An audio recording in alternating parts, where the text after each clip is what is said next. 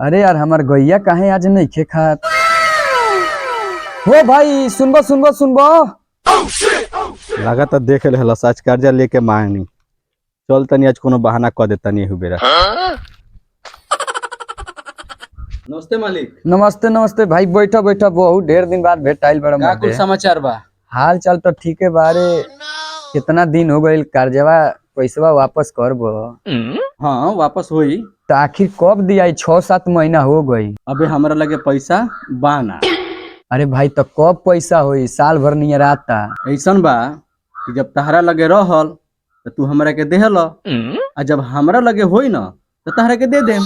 अच्छा ये बताओ, ई कोनो बात भइल? अच्छा ठीक बा, अबे हम जाता नहीं, अबे हमारे लगे समय नहीं के। ठीक बा बतावा न। कर्जा लेवे के बेरी लोग सियार बन के आवता, आ कर्जा ले लेला के बाद लोग शेर बन जाता।